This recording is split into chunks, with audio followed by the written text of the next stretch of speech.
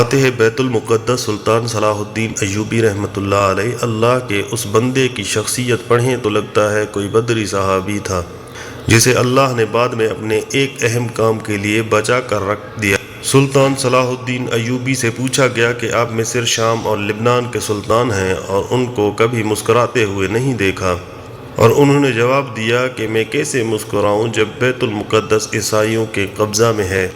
نجومیوں نے بتایا کہ اگر آپ نے بیت المقدس کی طرف پیش قدمی کی تو آپ کی ایک آنکھ ضائع ہو سکتی ہے۔ صلاح الدین ایوبی نے جواب دیا، تم میری ایک آنکھ کی بات کرتے ہو، میں اللہ کی قسم کھا کر کہتا ہوں کہ میں بیت المقدس کی طرف پیش قدمی کروں گا، پھر بے شک مجھے بیت المقدس میں اندھا ہو کر داخل ہونا پڑے۔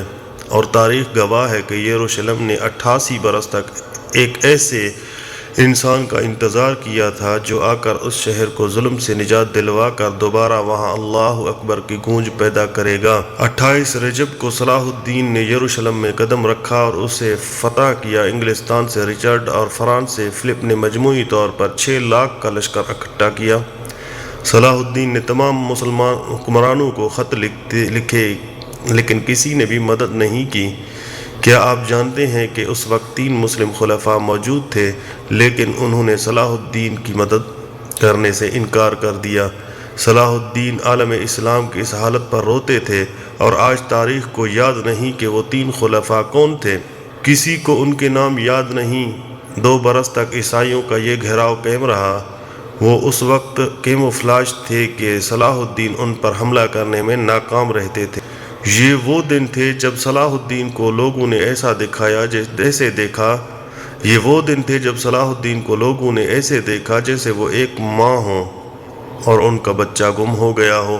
جس وقت 3 خلفاء اپنے محلوں میں سکون کی نیند سوئے ہوتے تھے، صلاح الدین ایوبی اپنے لشکر کے صفوں میں چکر لگا رہے ہوتے تھے۔ جب یہ خلفاء مزیدار پکوانوں سے اپنے پیٹ کی آگ بجھا رہے ہوتے تھے، اسلام کا یہ رجل عظیم ایک عام سے خیمے میں وہی کھانا کھا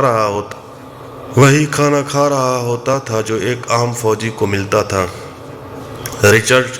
رچرڈ شیرول بادشاہ انگلستان کے الفاظ تھے کہ جب تک صلاح الدین جیسا انسان یروشلم کی حفاظت کر رہا ہے کوئی اس کو فتح نہیں کر سکتا۔ سلطان کی قبر پر لکھا ہے کہ اے اللہ، اس شخص کی آخری فتح کے طور پر اس کے لیے اپنی جنت کے دروازے کھول دے۔